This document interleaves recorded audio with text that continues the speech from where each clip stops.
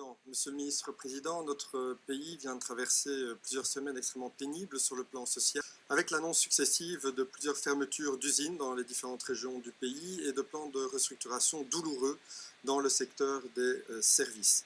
Ainsi, après le choc de l'annonce de la fermeture de Caterpillar, c'est cette semaine au tour d'ING d'annoncer la suppression de 3500 postes de travail, départ naturel inclus d'ici 2021, dont 1700 seront constitués de licenciements secs.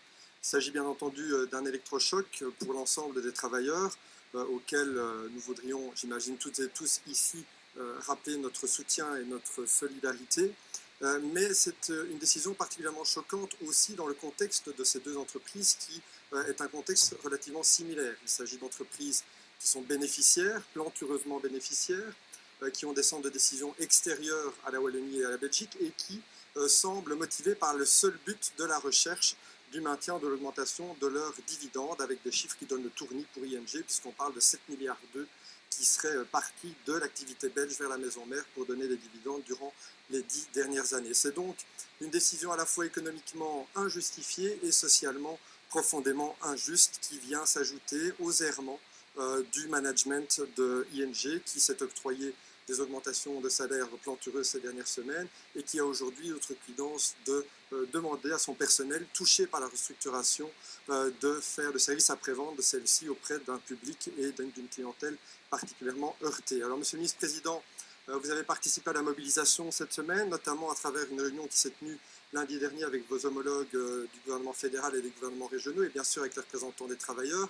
Et je souhaitais, au nom de mon groupe, vous interpeller en vous posant différentes questions. Tout d'abord, qu'est-il ressorti de cette réunion? Quels sont les leviers d'action des pouvoirs publics, qu'il s'agisse du niveau fédéral ou du niveau wallon? Peut-on d'ores et déjà, sans pour autant vendre la peau de l'ours, si je puis dire, préparer une cellule de reconversion au niveau régional?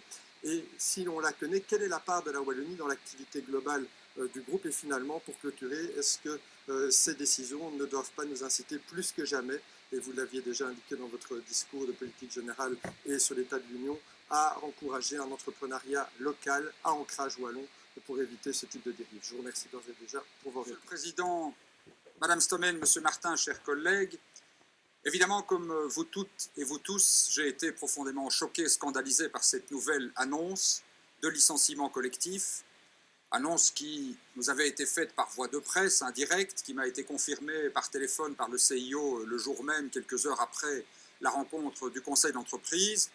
Et dans l'après-midi, ça m'a d'ailleurs obligé à raccourcir ma présence lors de notre commission lundi, je me suis rendu au Lambermont où, à l'invitation du Premier ministre, avec mes collègues ministres-présidents, nous avons rencontré les représentations des différentes organisations syndicales d'ING, du secteur bancaire d'une manière générale.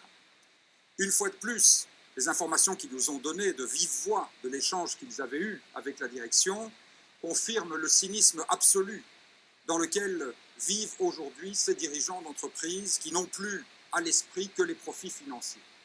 Bien sûr, on nous parle de technologie. Et on a envie de dire alors à ces dirigeants, mais que ne l'avez-vous pas anticipé, cette évolution technologique? Ça n'est quand même pas d'hier que l'on sait que le secteur bancaire, les secteurs financiers en général sont en voie de digitalisation. Pourquoi n'avez-vous pas programmé? Pourquoi n'avez-vous pas prévu? Pourquoi n'avez-vous pas envisagé la formation de vos professionnels, la diversification de vos activités pour éviter un bain de sang social? Et on voit bien, devant l'absence totale de leurs réponses, que la digitalisation ici n'est qu'un prétexte. On voit bien que le seul motif de cette décision, prise ailleurs, une fois de plus, par un dirigeant, parce que ça c'est le comble du cynisme, qui s'était fait octroyer une augmentation de salaire de 25% pour atteindre 1,6 million d'honoraires annuels, et qui trouve que cette restructuration est un challenge excitant. Comment peut-on avoir cette indécence alors que des milliers de familles aux Pays-Bas et en Belgique voient aujourd'hui leur vie brisée? Tout ceci nous confirme que les seules motivations de ces décisions sont financières, que l'on a là des dirigeants qui n'ont à l'esprit que l'augmentation des dividendes pour leurs actionnaires, actionnaires qui demandent des dividendes à 2 chiffres et qui sont prêts pour cela à massacrer leurs propres travailleurs. Il y a là une évolution profonde de notre monde économique qui doit vraiment nous amener à mener une réflexion en profondeur sur la manière dont nous voulons créer une économie infiniment plus humaine et comment nous pouvons activer tous nos leviers régionaux en ce sens. Entre-temps, nous avons dit aux organisations syndicales, puisque nous sommes dans le cadre de la procédure Renault, que nous sommes évidemment à leur côté, comme nous étions aux côtés, comme nous sommes toujours aux côtés des travailleurs de Caterpillar avec qui nous avons des contacts quotidiens, pour les aider face à la direction. Dans le cadre de la procédure Renault, nous allons d'abord mettre toute l'expertise qui est la nôtre, gouvernements régionaux et fédéral confondus, parce que là aussi, il faut faire front uni, pour contester les analyses de la direction et démontrer que non, ce n'est pas un projet industriel, non, ce n'est pas la décision inéluctable face à une évolution technologique, mais que c'est un pur licenciement boursier une fois de plus. Contester la décision d'abord, présenter des alternatives ensuite, et les organisations syndicales d'ores et déjà ont soumis un certain nombre d'alternatives. Pourquoi ne pas envisager, suggérait-elle lors de cette réunion, un aménagement des fins de carrière? Pourquoi ne pas aménager un aménagement du temps de travail qui permette de répartir le travail sur tous les employés d'ING plutôt que de décider par avance de licenciements collectifs? Voilà le type de pistes qui ont été avancées et voilà les messages derrière lesquels nous nous trouverons.